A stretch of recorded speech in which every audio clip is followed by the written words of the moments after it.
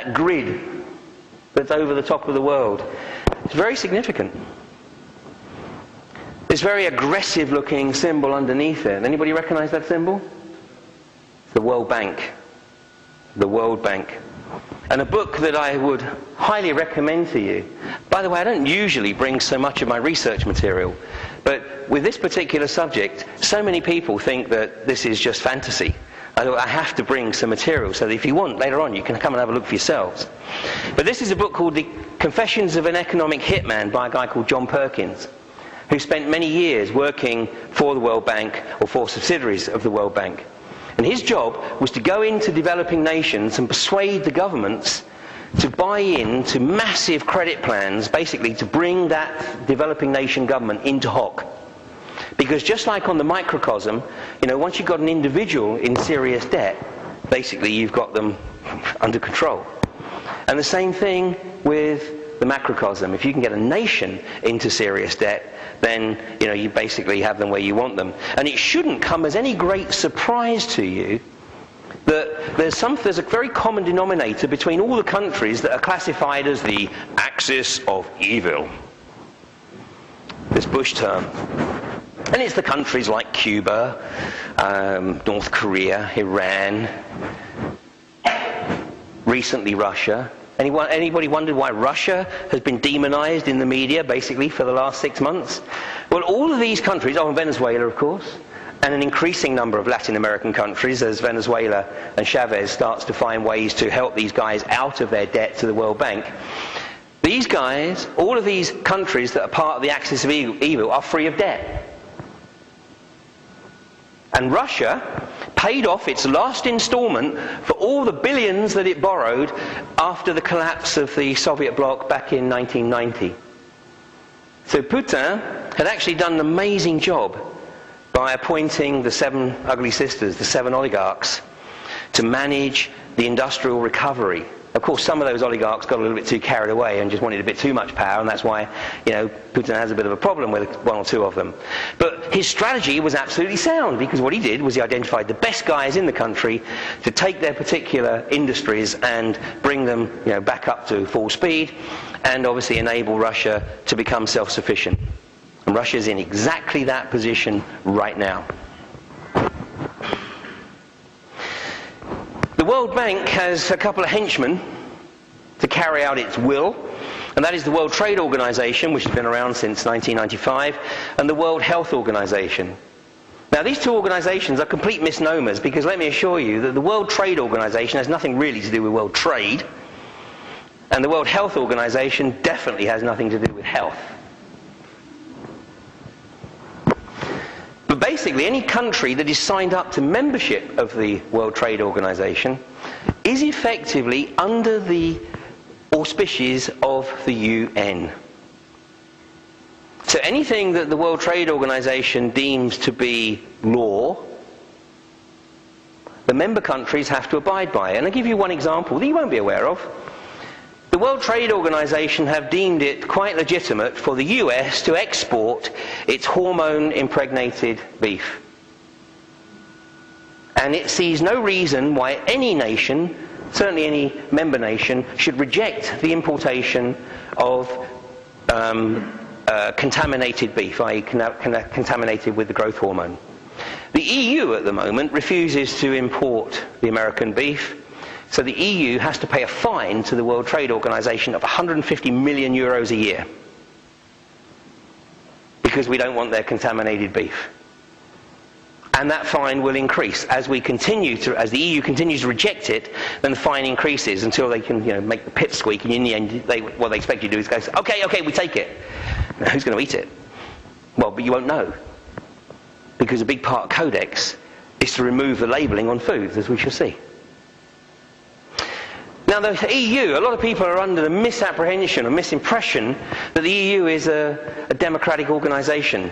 Let me categorically assure you it's not. First of all, we could get into the debate about whether you can actually mention the 2 phrases, democracy and a 3-line whip, in the same breath. A 3-line whip is not democracy. And that's exactly what we have here. But the EU is even worse.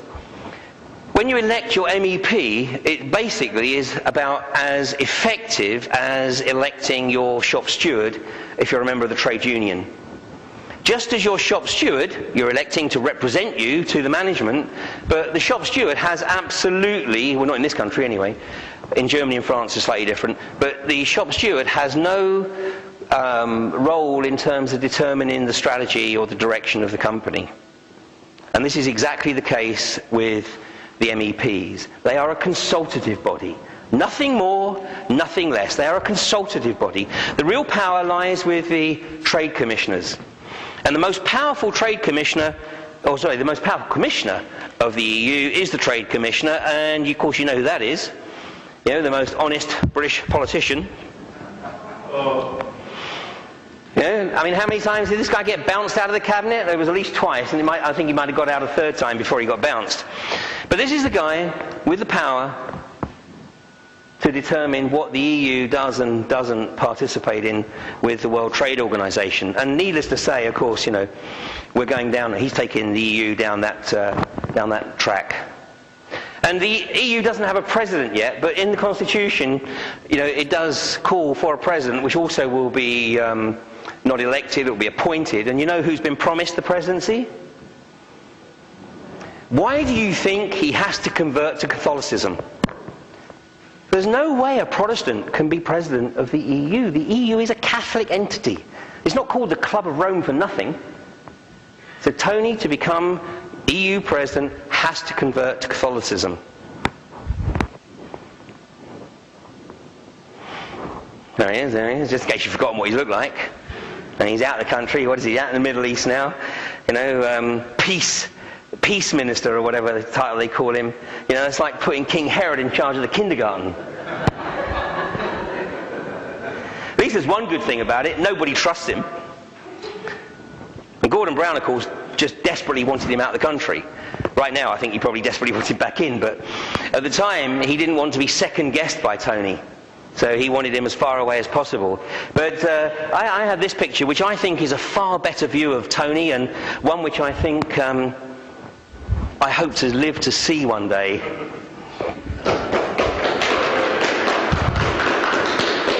There's no question, this guy's a war criminal of the first order. I mean, you know, the whole team of them. Alistair Campbell, I mean, there's another war criminal. You know, Alistair Campbell very definitely has the blood of David Kelly on his hands, one way or another. And Tony, of course, I mean, just lied through the whole of his tenure. So, what we have is the Soviet state of Great Britain.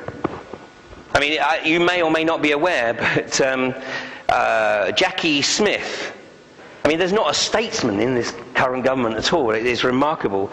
But Jackie Smith, within 1 week of being appointed Home Secretary, signed a piece of legislation that gave access to more non-government agencies to the personal lives of everybody in this country than the KGB ever had at the height of the Soviet Empire. And by the way, I mean, let me tell you that the loss of these discs may actually be good news. It may be good news. I know this sounds really perverse, but you know, the ID cards, the biometric ID cards were coming down the track so fast that the loss of these discs has proven that basically these guys cannot be trusted with basic data.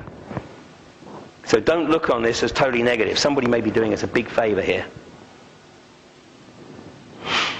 I mean, the media are putting out, you see, this is the thing, the media are telling everybody, the media are saying, you know, we were promised a referendum, but you're not going to give us one. And what the media will do, and you won't hear Brown actually mention this subject, because what the media will do is they will push this and push this and push this. And when there is no reaction from the public, then Brown will just take it as a mandate to sign us into the EU, and that'll be it, done and dusted. And we may have seen the last elections where it's possible to include in your manifesto any nationalistic policy. Because under the EU Constitution, it will be illegal for any political party to campaign or have within its manifesto any nationalistic ambitions. Which, of course, effectively, you know, overnight makes the Welsh nationalists, the Scottish nationalists, the BNP, some might argue that's not a bad thing, but it will make any party that campaigns on the basis of nationalism effectively illegal.